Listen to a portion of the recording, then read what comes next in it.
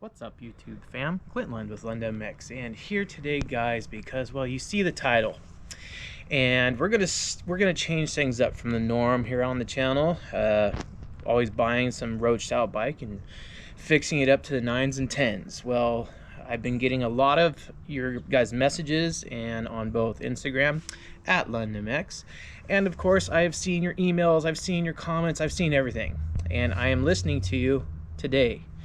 So yesterday, I picked up a little bit of a gem. You see, this gem was $1,000 on the Facebook Marketplace, and well, she's rough, really rough. And I think this is going to be a good scenario for you guys who don't have a lot of money, but you want a good project that is going to be something modern enough. You can still find parts for it. Parts are cheap, don't have a lot of money to spend on it, so this might be the bike for you. Come over here, check this out. This, boys, this is a 2002 YZ125, and as you can see, she's had a little bit of time on her. Now, she still is stock down to the 7/8 handlebars that came on her originally. I wouldn't doubt that the brake levers and everything are all original, and instead of just replacing them, they just capped them with some sort of pipe plug and kept riding. So the caveat here is she's blown up, even though the guy I bought it from insists it still runs. After kicking it over, I'll show you why I didn't want him to start it. So beyond the fact it has no compression at all, right? No compression. If you guys are keen, you hear a little click when I'm kicking it over. So that click, I come to find out, is cyclical, meaning it happens at the same spot every single time. I'll show you what I mean. So I'll go slow here, and there, the Kickstarter just got stuck. Sure, you could push past it. Okay, I'll do it again. Stuck. There, it kicked through. See how, like, there's just no compression to it at all, right? But every time, if you roll it slow, you get to that one spot right there. And it goes past, and then I hear that click. So, one of two things is happening here. Either way, it's not going to be pretty inside the cylinder. But we can fix it. I hope the cylinder's not bad. Even though my past project bikes I bought here, I always hope that they're not bad, and they're always horrible. So I'm hoping this isn't bad. And if it's bad, we'll try to fix it. I'll show you how to fix it. But first, let's tear this thing down. Find out what it is. My prediction is the ring is catching the power valve or the exhaust bridge every time it goes past, and because it's catching, it's making that click. So that's one.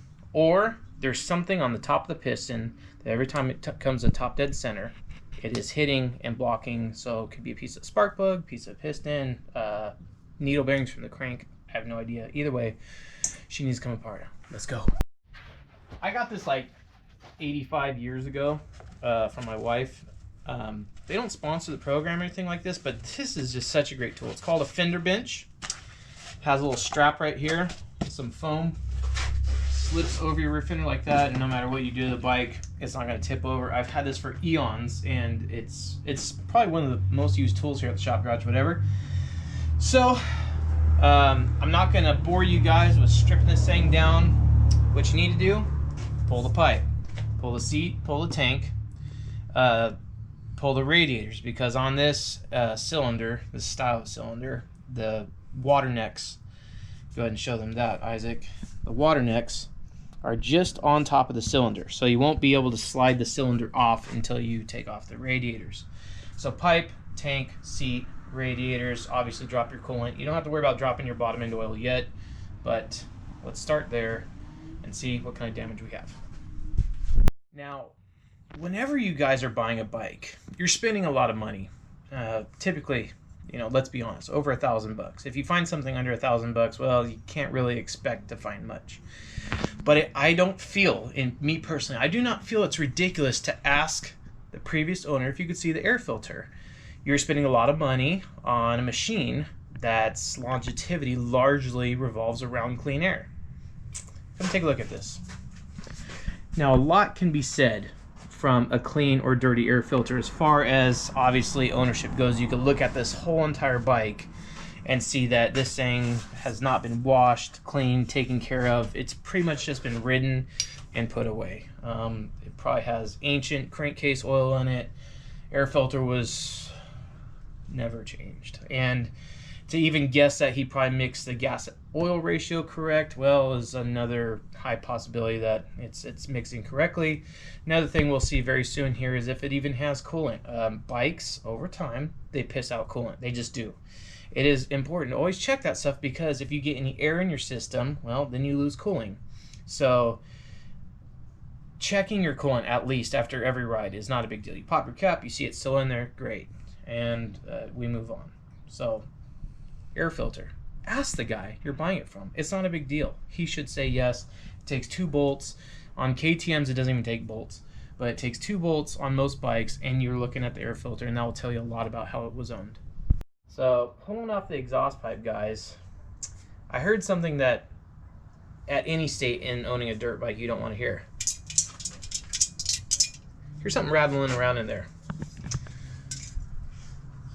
Oh, that's not good. That, boys and girls, I believe, is piston ring. If this thing shot piston ring out the cylinder into the exhaust pipe, well, the cylinder's gonna be far from fixable. Dang it. That's just great. Let's keep doing that. Yeah. Keep buying these projects. Keep buying these. Alright, guys. Pulling off the head now. So this, I already know, just because I've done more than a couple of these. Based on what we found in the exhaust, this is not going to be pretty. This is going to be expensive. But I feel like this is real life stuff where you guys could buy a bike not running. And owner tells you, oh, it does run, it just needs carburetor clean. Heard that one 1,000 times. Like this video if you've heard that before. Oh my god. So I do not expect when I pull this off to be beautiful. I expect to see lots of chunks of aluminum. I expect to see the top of the piston all dented up. And I'm just trying to get these sealing washers off of here. You can just pull the whole cylinder after you disconnect your power valve linkage. But since I already know that this is going to be nasty, just do the extra work now. You guys ready? Need a little tappy tappy.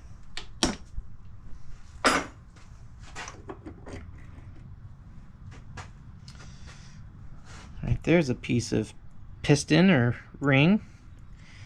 The head doesn't actually look too bad. There's some detonation in there for sure.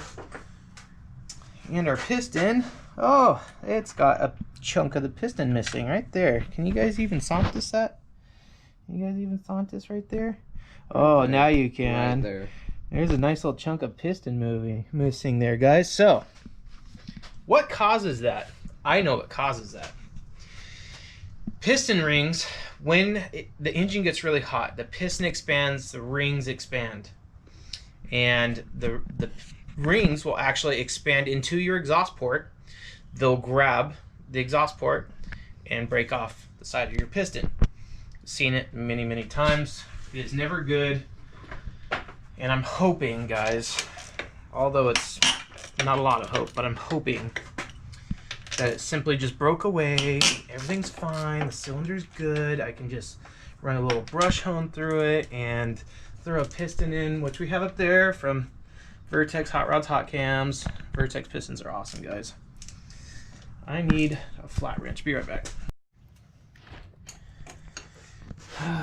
So even just looking at the top of this piston more, there's definitely been some detonation. There's still little chunks of either piston or ring or both sitting on top of it. So like this video if you think this cylinder is going to be toast. And if you think we're still fine, well then hang on. We'll find another reason for you to like this video. Beyond the fact that we're working on dirt bikes, and guys, if you love working on dirt bikes, fixing dirt bikes and seeing how great they can be, this is a channel for you. Make sure to like and subscribe, because you know what? Check this out. put up a picture here. Like almost more than half, or easily more than half of you, aren't even subscribed to the channel. It means you're stopping by, checking it out, liking what you see, but not subscribing. It's free. It doesn't cost anything. Just subscribe. Keep in touch with the builds we do at the shop garage, whatever here, because we got 500 conversions going on. We're rebuilding old works bikes and old piles of trash and making 2000 YZ250s, something they were never meant to be, but just as amazing. We do it all here, guys. Plus, I have something in the backyard I haven't shown you guys yet. Oh, parts flying. Ooh.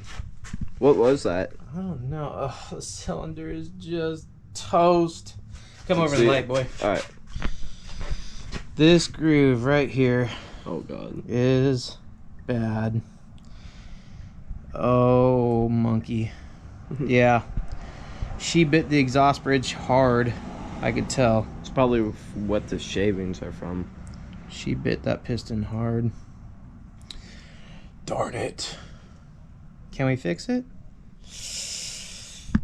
I don't think so. We might not be able to fix that one. Well, what fell off was the other pipe spring. So that's okay. That's okay. We need pipe springs. Fender bench. What are you showing him, Isaac? Lots of damage here. Right here. Piston doesn't, it's not supposed to look like that, is it? No. A big, not at all. Big gouge? Not at all. Oh, 2 big gouges? Let's get this thing off all the way and then you can really show them. The piston is not... It's no go. No good. No good. Not looking too good. What's going on over here? I'm filling the crank. Now, it has a Wiseco crank. And I'm going to be very honest with you guys. I'm not happy about that. I don't love Wiseco rods. They are not very strong. This one doesn't have any play, and it looks kind of new. It really looks kind of new. Let me see that piston. Now, this is the other thing. I'm just not a fan of these Wisecos. For some reason, they just always fail. The Wiseco piston, too. And this thing did not have a lot of time on it. We definitely need to get a Vertex piston for this thing. After I figure out what the heck I got to do now for that that cylinder. Dang it! Alright guys, so to get you up to speed, it is like 4 or 5 days later here. I've done some things in between when you guys saw that last clip, and now I went and ordered off of eBay the cheapest cylinder I could find that was brand new, and that was made by Athena. Athena has reproduction cylinders on there for low $200, which is still cheaper than OEM. I'm trying to really keep the price down on this thing, so much so that we actually also ordered an Namura piston. Another part I am not fond of, guys. These cast pistons are extremely cheap. This one was $39. $39, boys and girls. What I do like is it does come Teflon coated. It is pre-drilled on the exhaust bridge for oiling the exhaust bridge, so those are all pluses. And I haven't had any of these fail like I have with some Wisecos. Now, don't get me wrong. I know there's a lot of you guys out there that love Wisecos and have had really good luck with them, and I need to kind of chew on my words a little bit. Wiseco does make okay products, like the Racer Elite series. I like the Vertex more. I have never had any issue on any one of my bikes, and I run Vertex in almost everything exclusively, and I've never had any piston failures. So, as I just kind of gave you guys away something, I'm trying something new. So I went onto the Cerakote website, and I got talking to some of the boys over there, and some top fuel dragster teams, what they're starting to do is Cerakoting the tops of their pistons. So what I did was I went into our box from Chad Struthers, pardon my mess as I have quite a bit of it, and I put some of this Armor Black Cerakote on the very tippy top of this piston. And so that's supposed to do a lot, and it might actually save this piston from being a complete pile of junk, especially at $39. So yeah, I Cerakoted the top of it in the Armor Black, And one of the things I read, and I could share it here, is on the site, they tell you that Top Fuel dragster teams, they actually use this to help keep the piston cooler by so the piston doesn't absorb the heat from the combustion. The Cerakote layer protects the piston from heating up, and it was like up to something ridiculous, like 1300 degrees, which these things will never get that hot, hopefully. But so I Cerakoted the top of this piston. This was actually an idea that me and Patty Lay from LMS Vapor Honing, you guys that sent me over the vapor hone, I kind of pitched it at him, like, this is something I'm thinking about, and he did some digging with me and found out that this, if this works, which we think it will, there should be no detriment at all to doing this.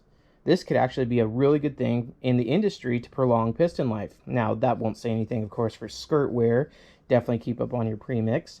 But as far as lowering your combustion temperatures, well, this might be something that works. So we're going to try it. And obviously, I'll be able to give you guys an absolute first-hand review. So what I'm going to do, or what I did also off camera, I wanted to make sure there was no bearing fragments left in, we pulled those little piston rings out of the exhaust pipe. I wanted to make sure that there were no more in the bottom, so I actually flipped the entire bike over and blew it out with some compressed air and WD-40 and just got it all cleaned out in there, so I know there's nothing in there. The crank does spin nice, and it is tight. I will say that it's tight. It's not floppy. It feels good. So I feel like the crank, even though being an aftermarket crank, is going to be fine. Now we have the brand new Athena cylinder and head.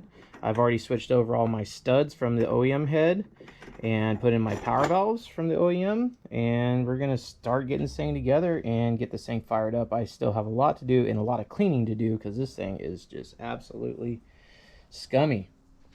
So you guys already see me put on top ends before, so I'm going to skip that. Instead, you'll see it here in a second.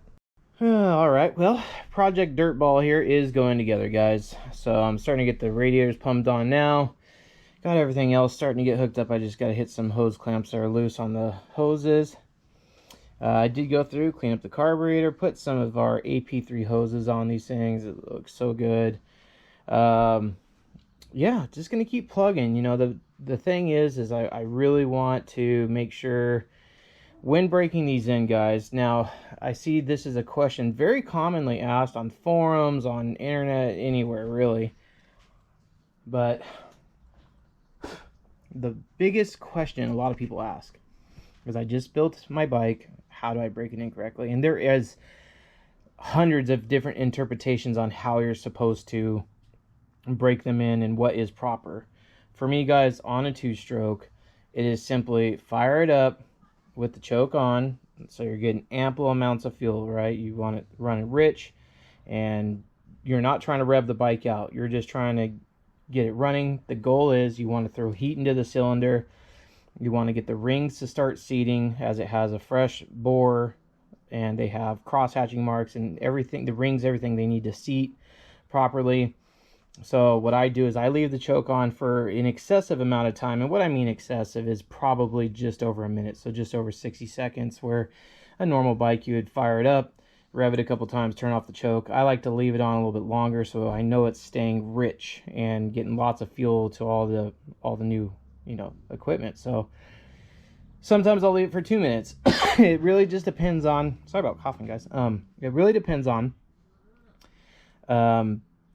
how much new stuff. So if you have a new bottom end also, I would recommend 2 minutes on the choke. Obviously it's not going to idle on the choke, so you'll have to keep it just slow, light revs till you feel the cylinder get nice and warm, then turn off the choke. That would be for a bottom end. Top ends though, I leave the choke on for a couple minutes, and the cylinder won't be getting quite warm or hot then, but I'll turn it off and then just still just do normal two-stroke revs, just kind of keeping it alive. And but here's the thing. For riding it, what's important about two strokes from four strokes, you want to get a load on the rings as soon as possible. And two strokes is similar but not the same. You do want to get a load on the rings, but you want to do it in very small increments. You want to start by just light putting. You know, light putt for a couple minutes, maybe 3 to 5 minutes, just light putting. Then you'll step it up. You know, start doing like a first through third kind of pull. And then kind of putt after you do that. And then you could kind of ride it like that for, say, 15, 20 minutes, you know. Then after that, you could basically let them start eating. That's the way I've always done it. So I'm going to do it on this. And, well, we'll see how it goes, right? All right, boys and girls. So we got the Project Dirt Ball together enough where we can throw some heat into it for the first time.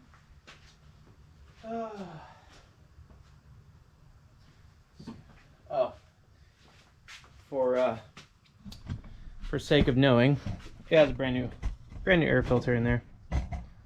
Okay, yeah, you guys saw the one that we took out. It was as dirty as the bike is, if not more. So got a fresh air filter in there, brand new one.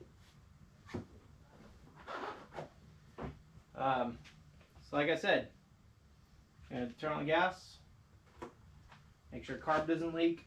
It might because it sat for a really long time. Choke on. Like I said, I'm going to leave the choke on for a while it's running. If it runs. Should run. Has good compression.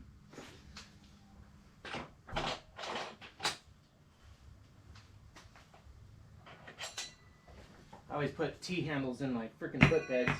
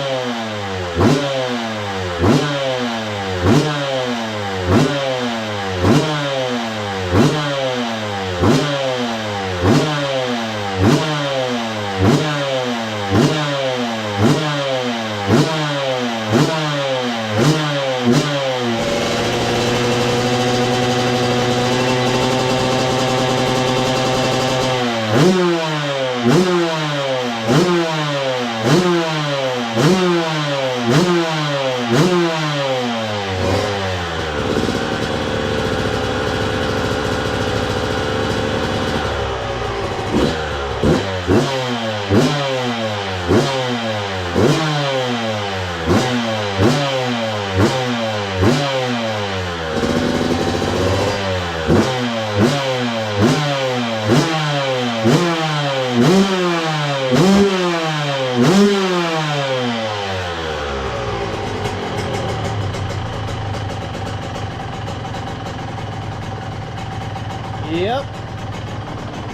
She runs good. Let's go. Well, there you go, guys. Running really good too. And I knew it would. Crank sounds good. There's no knocking or clattering, which I honestly didn't think there was any problem at all with the crank after, you know, looking at it, cleaning it up. But this thing is still an absolute dirt ball, guys. And this is not like the type that washes off easy.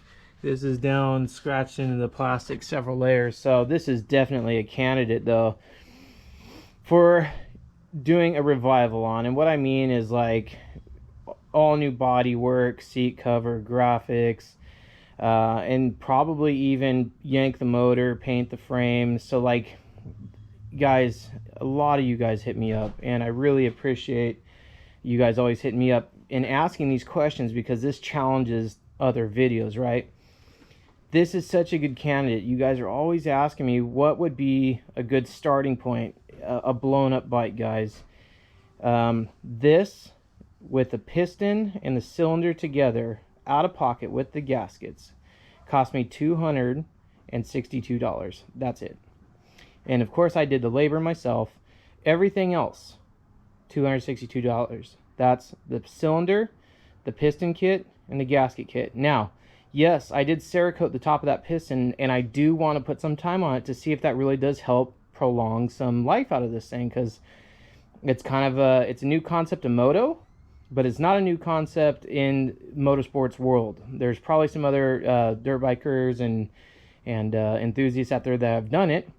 In which case, if you have, you know, you should probably let me know on Instagram. Let me know how it's worked out for you guys, because I'm really curious how this is going to help with the longevity of the piston. So having said that, guys, she's done. She's rideable for $262 plus the price of purchase. So that's $1,262, guys. We have a running, ready for the track, YZ125. And 02 and up are the best years, guys, for doing this, because all the brand new Polysport Restyle kits are from 02 up. So if you wanted to, you can get the Restyle kit for this whole thing and make it look like the 2021s. You know, aside obviously from the suspension, the frame, swing arms, some things, right? But the aesthetics, the looks of it would be the same. I personally, I'm kind of keen. I like the OG body style. I think all of them nowadays, you see only the Restyle, and you kind of forget that they look like this at one point. And I think these look good. So if I was to spend more money on this thing, it would be just to get a fresh, brand new plastic kit. I'd probably just do the OEM style. I would do a graphics kit, obviously, and like I said, pull the engine out. Why not? You know, and get the frame painted. Obviously, you don't have to do that. Get the swing arm cleaned up. Get the suspension down to AHM. Have them do their magic. But I have a Seattle slew of bikes here, guys, and there's so brings me to the next topic. On Instagram, I dropped it today. I did a thing. I went out and purchased it. Now, I'm going to show you guys a picture here. What you guys are looking at is a 1990 KX 500. A longtime watcher and contributor to the channel, Matthew, aka Duster 1970 on Instagram. Thank you, Duster. He gave me a killer bike yeah, he gave me kind of a killer bike, but he gave me a killer price on this bike. So I've been doing some things to it. Let's go take a look. Boys and girls, here she is now, my 1990 KX 500. Guys, I am a sucker for 500s. I'm a sucker. I can't say no to them. So I broke this thing down to just where it's the engine and the frame. I didn't take the engine out, but it runs good. I had to fix a lot of things. I had some forks from an old 91, the blue forks. I put those on. I think they look killer. And this bike is going to be in future episodes. Obviously, it'll be probably in a comparison video with the YZ 500, that switch. So, but I did want to introduce her on this video, guys. This is a 1990 KX 500. You're going to see a lot more, obviously, from it on the channel. There's some things I got to do to it still, but I fixed the main things where I can go ride it now if I wanted to, which is pretty freaking rad. 500s or of any kind, whether it's CR500, KX500, KTM. They're getting hard to find, and they're getting hard to find parts for. And luckily there are some manufacturers that are making aftermarket stuff for them to make these things stay on the trail. So thank you, Duster 1970 on Instagram, Matthew. I appreciate you, man, hooking me up with a deal on this thing. Yeah, so just got this thing. Obviously new seat cover, some plastic pieces, ACP or AP3, excuse me. He kicked down a bunch of hose kits you guys saw in one of the previous videos, and so we went and just dolled this thing up. Vapor honed the carburetor, put his idle adjuster screw in here, and his vent line kits, which, guys, these things are amazing. If you want to get your hands on one of these AP3 hoses kits, go onto his Instagram, AP3, and you'll see he has a whole line of different colors, all different rainbow of colors. Order it, use code LondonX20, save you 20% on your order, which is a big chunk considering these things are already pretty low cost. But if you need a little dress up thing for your bike, and these things do fit the factory, the holes and the mounts and everything, I forget the name for it, but yeah, guys, and this thing runs great. As a matter of fact, I think we should fire it up.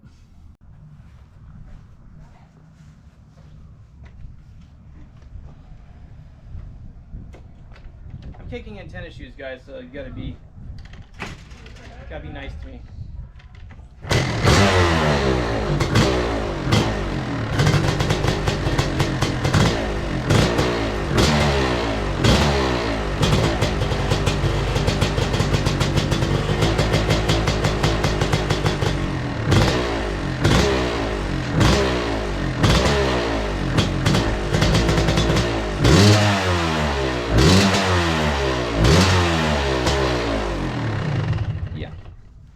She's a pig, guys. She's a big pig. So anyways, a lot of stuff still to do. Obviously it doesn't run amazing, and I have a feeling it's because it probably needs a top end, even though it fires right up. It could be still jetting, it could be a lot of things, but either way, I got it cleaned up for you guys so you can see it as I see it now, and it'll stay like this for a bit until I'm ready, after I move on all these other projects, to do something with this. So super happy about this, guys, to add this to the channel. It's seriously a unicorn, right? There's just not many of them left like this anymore. Let's freaking go. All right, boys and girls, well, that's gonna do it from the shop garage, whatever. So from the 2002 Dirtball YZ125 to you at home, thank you for watching today, guys. If you love dirt bikes, if you love fixing, ripping, breaking, and then rebuilding dirt bikes, this is a channel for you. Do not forget to subscribe. A lot of you too been asking me about the Adamantic Nap jersey and number plate. Next video, we're giving those things away. I'll have Adam on the video as well, and we'll pick out the My Bike's Too Lit winners. Guys, if you have not yet got on that train, make sure to go on Instagram at LondonX, guys. Submit your dirt bike. Now, we are not looking for the best looking dirt bike. We're just using the hashtag My Bike's Too Lit. You need to post on your story, and or post it in an actual post on Instagram with a photo of your bike using that hashtag My Bike's Too Lit, and we are picking from that 2 winners, guys. And what we're looking to see is just someone who we can tell loves and takes care of their bike. Now, it doesn't have to be the most amazing bike in the world, but we can tell when someone loves their bike and they treat it right. And so we've seen a lot of really good submissions. We have hundreds of bikes to look at, but him and I, we've been staying in contact. We've been talking about some certain bikes we've seen already. And if you haven't got yours on there yet, it is not too late. Go ahead and get on Instagram, guys. Submit them, because next video, later on this week, we're giving it, or yeah, later this week, because it's Friday, so it means that next week. Yeah, so next week, we're giving it away. Make sure you're involved. Anyways, guys, you got to look at the new KX500 acquisition, along with the O2 CR125. Not sure what I'm going to do with it yet. Not sure where it's going to stay in my cluttered shop garage, whatever. I hope you guys have one at home too. So guys, I'm gonna cut it off there. I love every single one of you guys. I will talk to you guys very, very soon, let's promise. Peace out for now. Woo!